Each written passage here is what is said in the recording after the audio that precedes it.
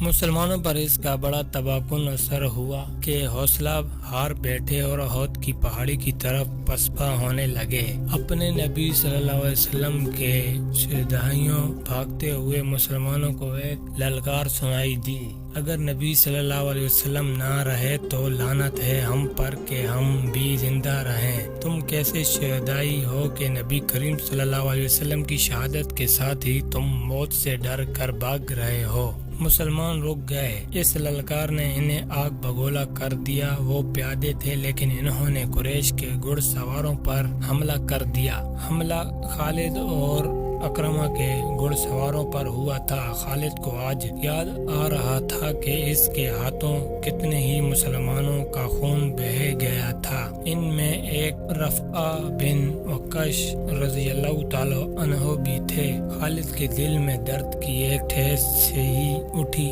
اسے کچھ ایسا احساس ہونے لگا جیسے وہ بے مقصد خون بہاتا رہا ہے، لیکن اس وقت وہ مسلمانوں کو اپنا بدترین دشمن سمجھتا تھا۔ اب مسلمانوں کا دم خم ٹوٹ چکا تھا۔ پیادے گھڑ سواروں کا مقابلہ کب تک کرتے؟ وہ مجبور ہو کر پہاڑی کی طرف پسپا ہونے لگے۔ رسول اکرم صلی اللہ علیہ وسلم بھی اپنے ساتھیوں کے ساتھ ایک تنگ سی وادی کی طرف جا رہے تھے۔ جس طرح مسلمانوں نے فتح کی خوشی میں اپنا مورچہ چھوڑا تھا اور جنگ کا پانسا اپنے خلاف پلٹ لیا تھا، اسی طرح اب قریش کے آدمی مسلمانوں کی لاشوں پر اور تڑپتے ہوئے زخمیوں پر مال غنیمت اکٹھا کرنے کے لیے ٹوٹ پڑے۔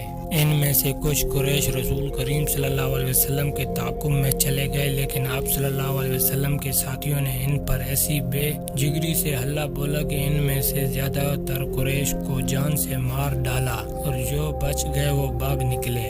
رسول اکرم صلی اللہ علیہ وسلم ایک بلند جگہ پہنچ گئے۔ آپ صلی اللہ علیہ وسلم نے وہاں سے صورتحال کا جائزہ لیا۔ آپ صلی اللہ علیہ وسلم کے 30 صحابہ رضی اللہ تعالی عنہ میں سے 16 شہید ہو چکے تھے، جو 14 زندہ تھے، ان میں زیادہ تر زخمی۔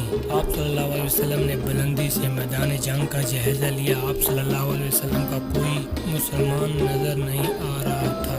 مسلمان یہ سمجھ کر کہ رسول اکرم صلی اللہ علیہ وسلم شہید ہو چکے ہیں، سخت مایوسی کے عالم میں ادھر ادھر بکھر گئے۔ کچھ واپس مدینہ چلے گئے، کچھ قریش کے انتقام سے بچنے کے لیے پہاڑی کے اندر موجود تھے۔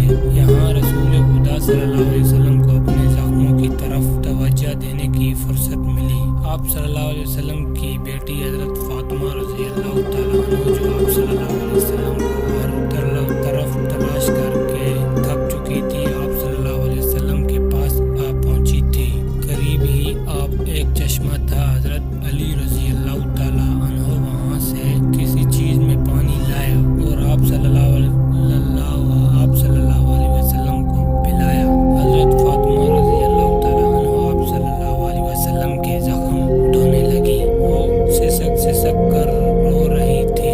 خالد کو آج یاد آ رہا تھا کہ رسول کریم صلی اللہ علیہ وسلم کی شہادت کی خبر نے اسے روحانی سے اطمینان دے دیا تھا، لیکن ایک للکار نے اسے چونکا دیا۔ وادی میں للکار کی گونج بڑی دور تک سنائی دے رہی تھی۔ کوئی بڑی بلند آواز میں کہہ رہا تھا، مسلمانوں خوشیاں مناؤ، ہمارے نبی صلی اللہ علیہ وسلم زندہ اور سلامت ہیں۔ اس للکار پر خالد کو ہنسی بھی آئی تھی اور افسوس بھی ہوا تھا۔ اس نے اپنے آپ سے کہا تھا کہ کوئی مسلمان پاگل ہو گیا ہے۔ ہوا یوں تھا کہ جس طرح مسلمان اکا دکا ادھر ادھر بکھر گئے یا چھپ گئے تھے، اسی طرح کعب بن مالک رضی اللہ تعالی عنہ نام کا ایک مسلمان ادھر ادھر گھومتا پہاڑی کے اس مقام کی طرف چلا گیا جہاں رسول اکرم صلی اللہ علیہ وسلم سستا رہے تھے۔ اس نے نبی کریم صلی اللہ علیہ وسلم کو دیکھا تو اس نے جذبات کی شدت سے نعرہ لگایا، ہمارے نبی صلی اللہ علیہ وسلم زندہ ہیں۔ تمام مسلمان جو اکیلے یا 2-4 کی ٹولیاں میں ادھر ادھر بکھر گئے تھے، اس آواز پر دوڑ کر آئے۔ حضرت عمر رضی اللہ تعالی عنہ بھی اسی آواز پر رسول خدا صلی اللہ علیہ وسلم تک پہنچے تھے۔ اس سے پہلے ابو سفیان میدان جنگ میں پڑی ہوئی ہر ایک لاش کو دیکھتا پھر رہا تھا اور رسول کریم صلی اللہ علیہ وسلم کے جسد مبارک تلاش تلاش کر رہا تھا۔ اسے قریش کا جو بھی آدمی ملتا اس سے پوچھتا تم نے محمد کی لاش نہیں دیکھی؟ اسی تلاش میں خالد اس کے سامنے آ گیا۔ خالد ابو سفیان نے پوچھا تم نے محمد کی لاش نہیں دیکھی؟ نہیں، خالد نے جواب دیا، اور ابو سفیان کی طرف ذرا جھک کر پوچھا کیا تمہیں یقین ہے کہ محمد قتل ہو چکا ہے؟